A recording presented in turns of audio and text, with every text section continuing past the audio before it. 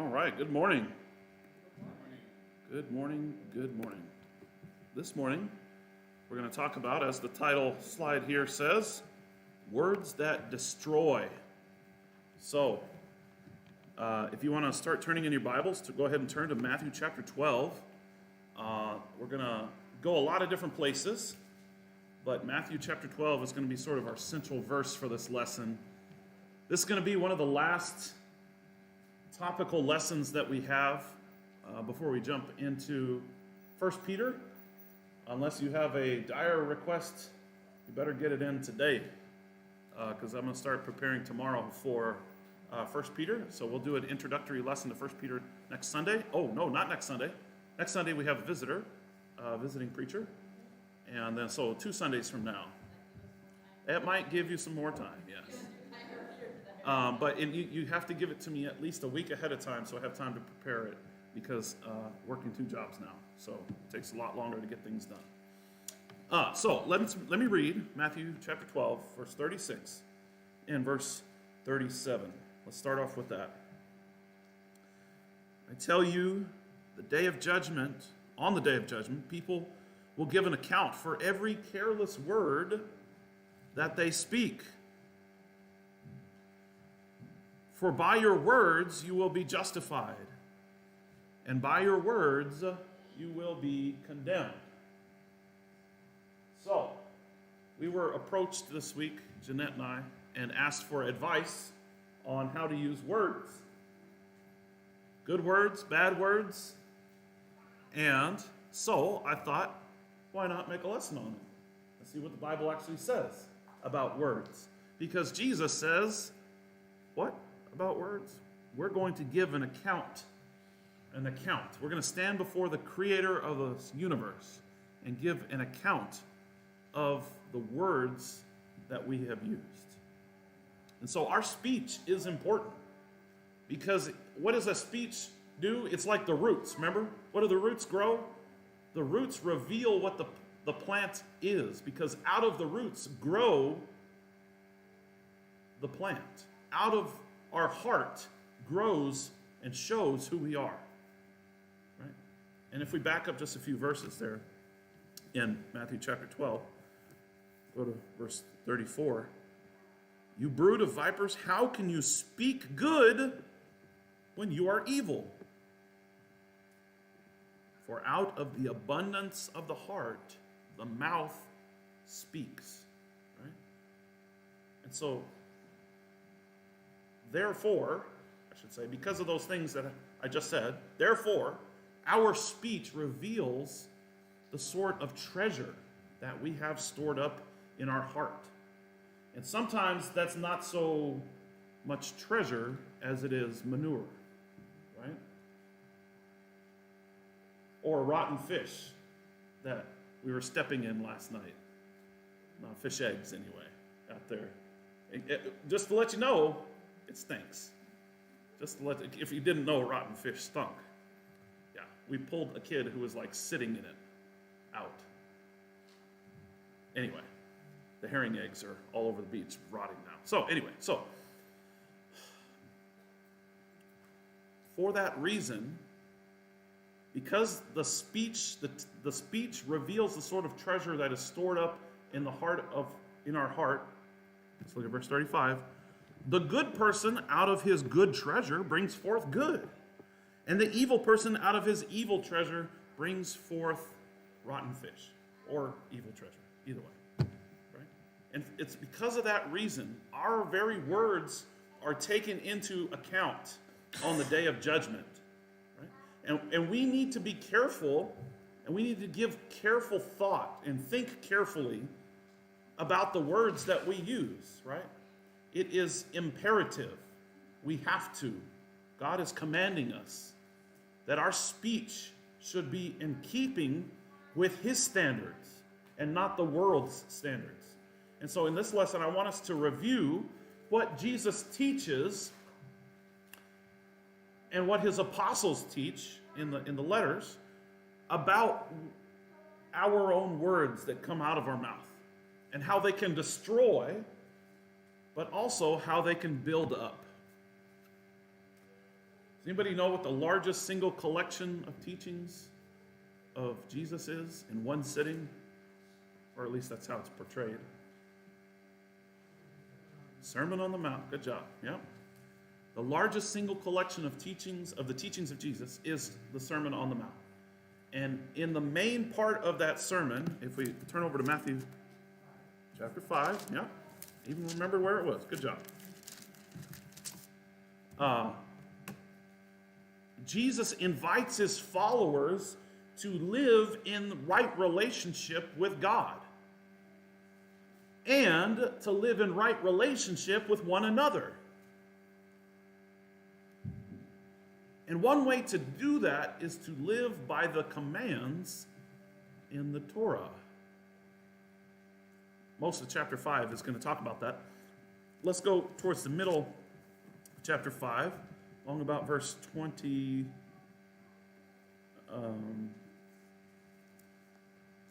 In verse 17, let me give you some backstory here, some context. He says, "Do not think that I have come to abolish the law and the prophets. I have not come to abolish them, but to fulfill them." Right? And then skip down to verse 21 when he talks about how we fulfill the law. He says, "You have heard it said to those of old, to the ancient ones," is like a literal translation. It's archeos is the word, right? The old ones, the ancient ones. We're not talking about old Clint anymore, right? He was the oldest one when we were at a party with just us and our kids and everything. And it was a joke, inside joke I was trying to explain. So, you have heard that it was said to those of old, "You shall not murder, and whoever murders will be liable to judgment." So Jesus is going to give 6 examples now. And he says the first example, sorry, I skipped over in my notes. Let me get back to where I was. One way to live in right relationship with each other and with God is to live by those Torah commands, right? And so how do we find wisdom in the laws of the Torah? Well, Jesus is going to give us 6 examples here that follow. And so let's look at the first one, where Jesus quotes one of the most well-known commands of the Torah. And that is, "You have heard it said to the ancients, 'You shall not murder. And whoever murders will be,'" Elizabeth, shh, please don't tear that. Do not tear it. Thank you. It's too loud. "You have heard it said to the ancients, you shall not murder, and whoever murders will be subject to the court," or subject to judgment. Okay, so don't kill anybody. Pretty simple, right? That's baseline for most of us. Most of us don't go around killing, right? Or at least people. So that's not too hard for us. Pretty straightforward. But there's even more of God's wisdom being revealed here. And to get to see that, Jesus is going to use this riddle. And it's going to be a riddle in 3 parts. And when Jesus talks about that command to not murder in the Sermon on the Mount here, he is going to assign some very harsh penalties. There's a harsh penalty for murder, right? Sounds reasonable. But there's 3 behaviors that follow after murder that are in decreasing severity. Right?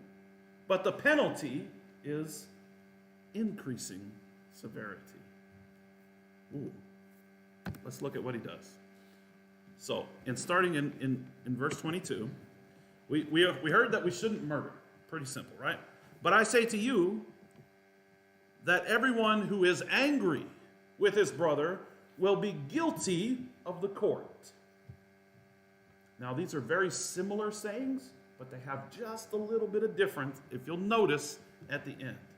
He will be guilty of the court. That's the same word that was used for murder. He's liable to judgment. Okay? The court that we're talking about here is a local court.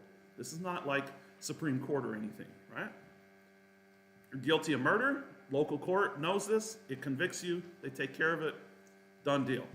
If you're angry at your brother, local court convicts you. What's the judgment? It's the same as murder. So the verdict for losing your temper with someone is the same as murder. That's what Jesus is saying here. Now, this is a hyperbole. Remember, he's teaching with exaggerations. But yes, the answer is yes. So look what he says next here. And whoever calls his brother, verse 22, whoever calls his brother good for nothing will be guilty of what? The Sanhedrin. What's the Sanhedrin? That's the upper court. That's the highest court of the land. Being angry or calling somebody good for nothing, which one is worse?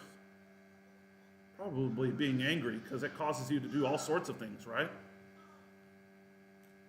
Calling somebody a stupid head is probably less, right? You're nothing. It's an insult. The word raka there, it's actually Aramaic. It's not Greek. It's kind of funny. Means that, oh, you're nothing to me. It's harsh. It's not right to say those sorts of things.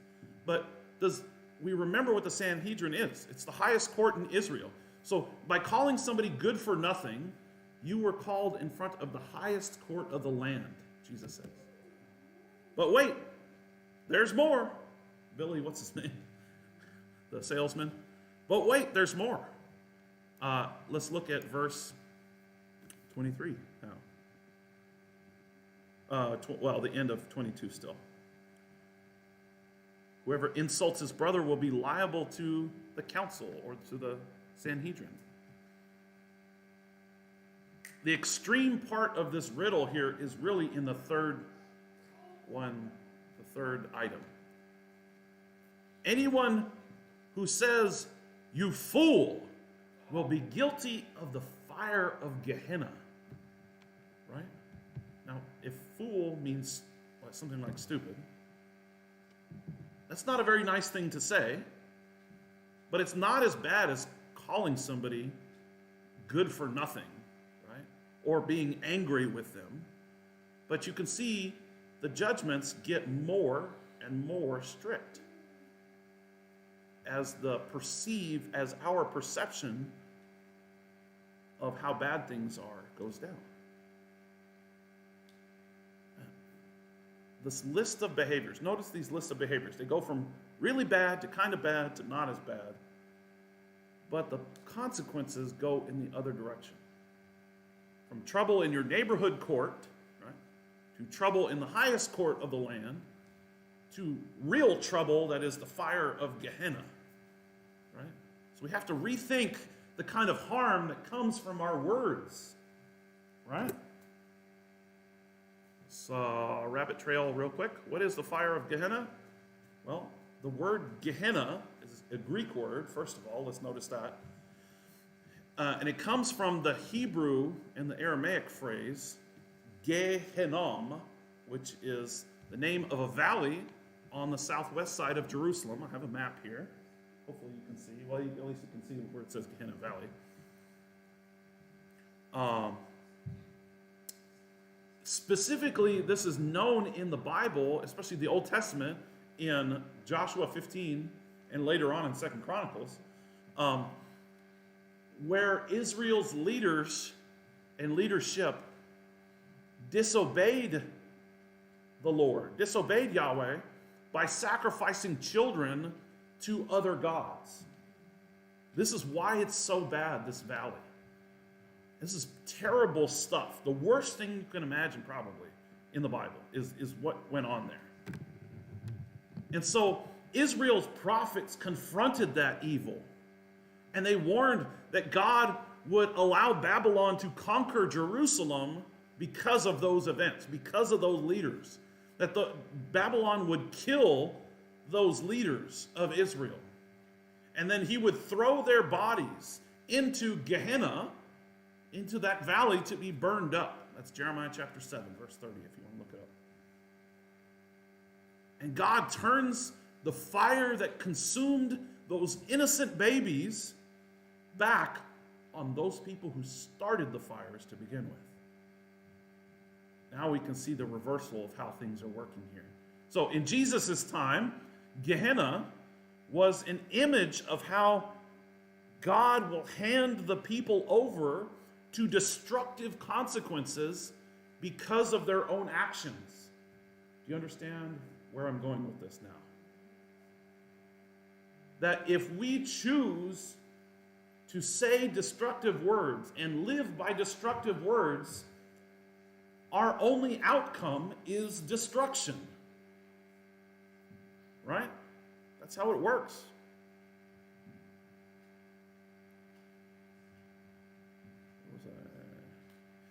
So he does that. Gehenna was this image of how God is going to hand over his people, and especially those leadership, into destruction because of their own destructive actions. And in that way, God's justice is going to remove evil from this world once and for all. Okay. Maybe we should ask, though, about the 800-pound gorilla that's sitting in the corner over there that says on his forehead, does calling somebody stupid actually send us to that fire?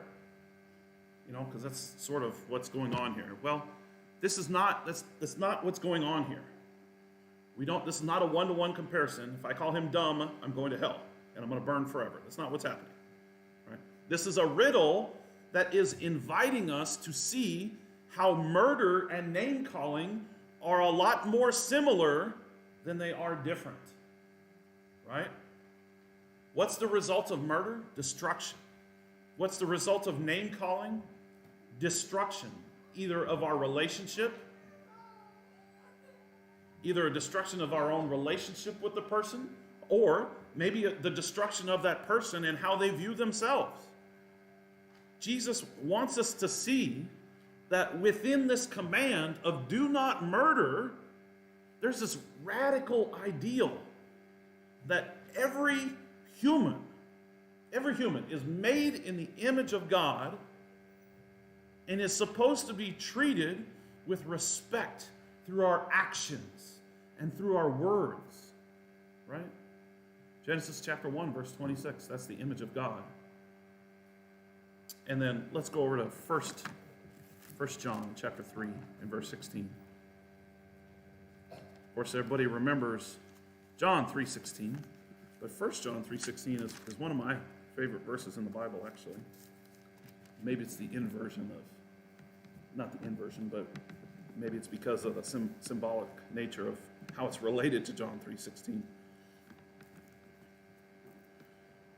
1 John 3:16. By this way we know love, that he laid down his life for us. And we ought to lay down our lives for our brothers. And he sees his brother in need.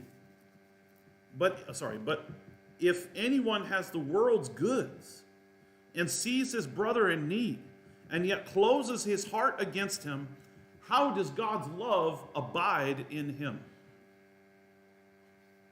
Little children, let us not love the world or talk, but in deed and truth show the world our love, right? So, let's look at some specific examples now of speech that is unacceptable to God. Maybe there's some ones that are more obvious here. How about using the name of the Lord in vain? Exodus chapter 20 and verse 7. What does it mean to use his name in vain, though? It means using his name without an attitude of reverence or sincerity, right? Two different ways that can be done. It could be swearing or cursing, using the Lord's name in vain. Or it could be what we call vain repetitions of his name. Saying his name over and over because you think the more times you say it, the closer you're going to get, or something like that. And that also applies to the name of Jesus, right? Because his name is supposed to be held in honor. If we look at Philippians chapter 2. So, the first one was using the name of the Lord in vain. And the second one is words that are evil. This is also unacceptable to God. Because God is a God of life, of living, of relationships. And what does lying do? Breaks those relationships, right? And so we need to make sure that we are not using words that are evil. 1 Peter chapter 3 and verse 10. Oh, after Hebrews, sorry, not before.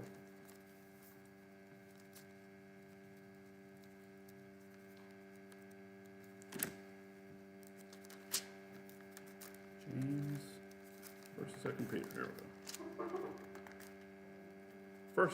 we go. I got 1 Peter written down.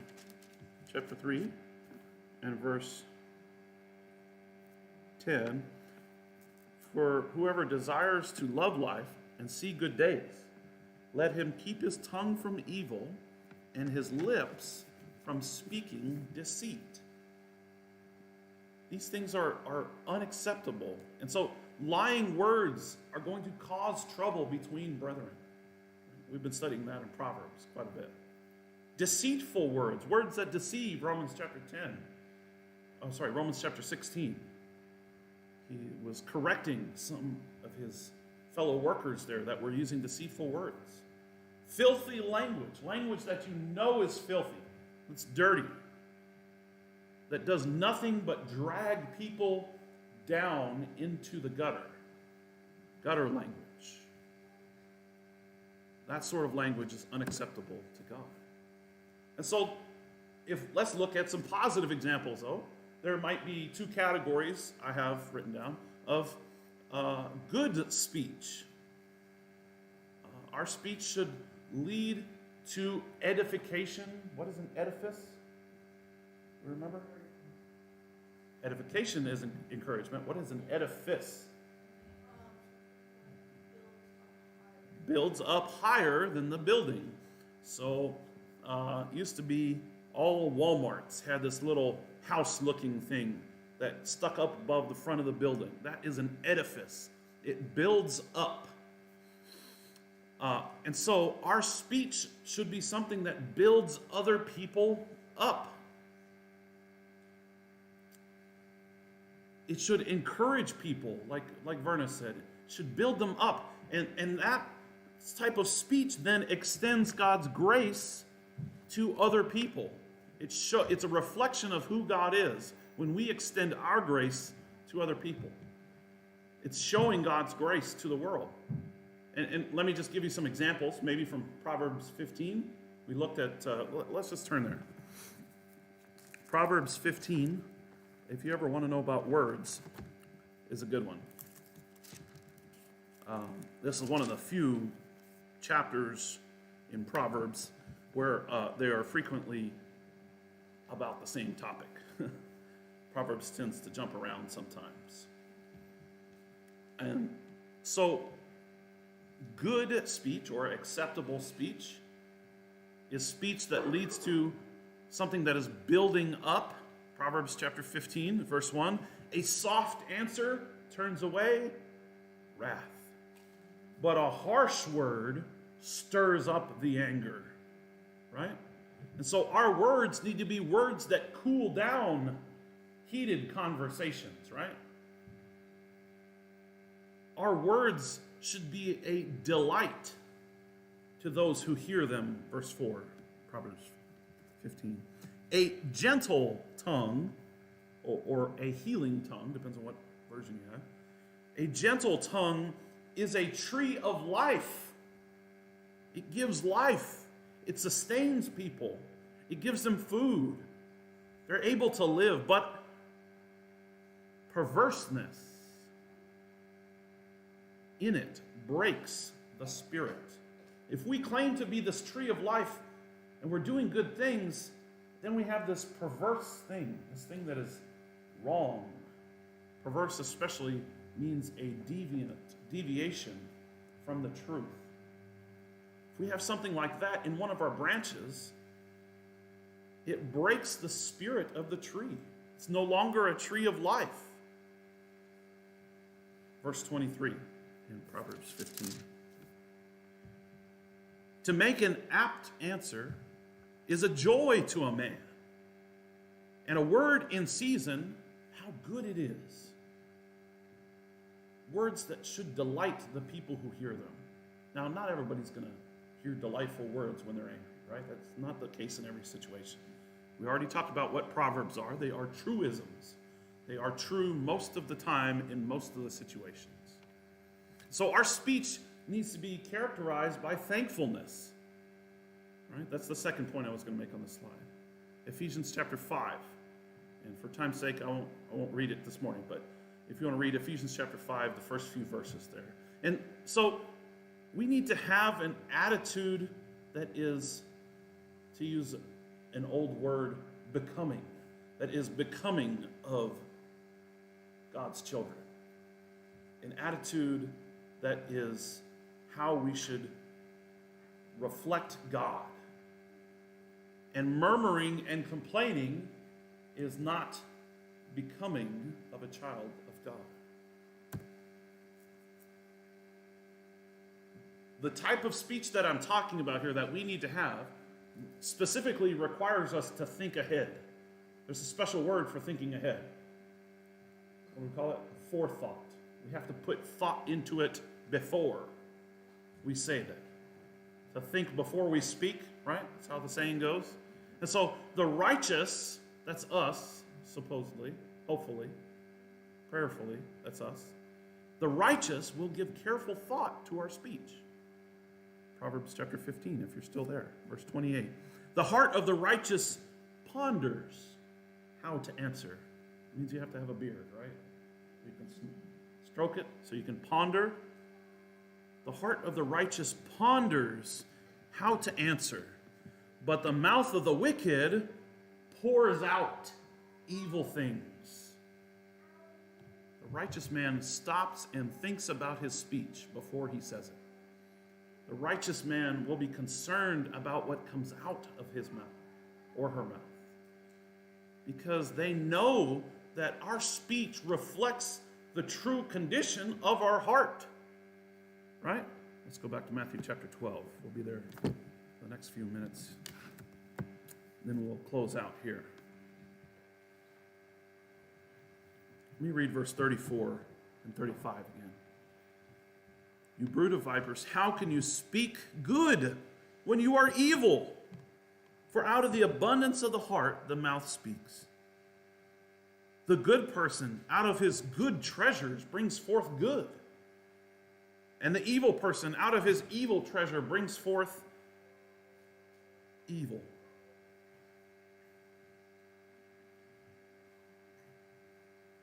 Speech is only the outward reflection of what is inside of us. It's the true condition of our heart. Sometimes we use cursing to try and elevate our social status, right?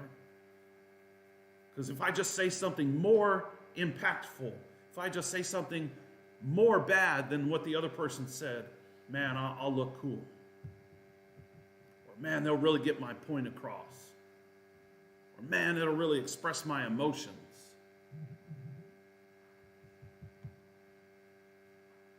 All that does is show the evil that is inside of you and the true condition of your heart. It's not that you want the best for this person then. It's that you want to express your emotions and how mad you are about that person. Now, expressing emotions is important, but we don't need to use foul language to get there, right? The person that looks to God for help and accepts the rebuke of others is the person who's held up in Scripture as the righteous person, who listens to the correction of others, the wise person in Proverbs or Psalms 141. And so this morning, let me sort of try and summarize here in like two sentences. This morning, it has been my purpose to remind us of Jesus' words here in Matthew chapter 12 and verse 36, that I tell you, on the day of judgment, people will give an account for every careless word they speak. For by your words you will be justified, and by your words you will be condemned. It's been my purpose to remind us of what Jesus says, to be careful about our words, to raise awareness within ourselves of how easy it is to sin when we speak, and to remind us that we need to speak with grace, to have graceful speech. It's not hard for Grace, right? She always has graceful speech. And that graceful speech needs to proceed, needs to come out of our mouth. Not just from this guy or this guy that I'm relying on, but your own mouth. This is for everyone here. And so, let me end on Psalm 19. Psalm 19. And I want us to listen to his prayer. Psalm 19.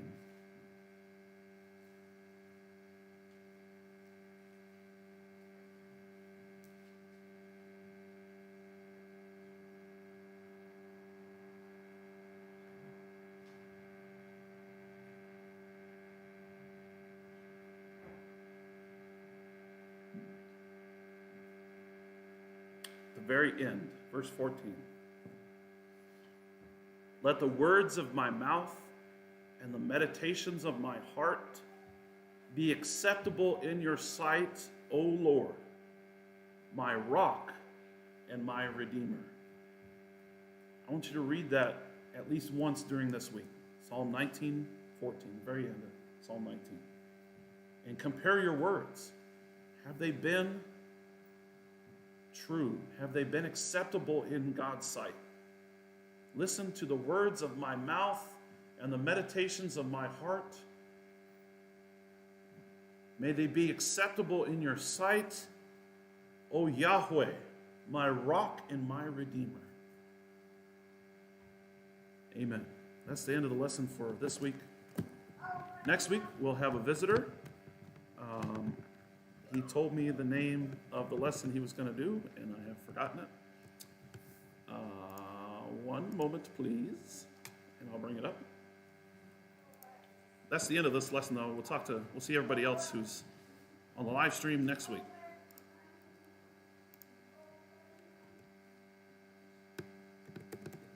Let's jump back.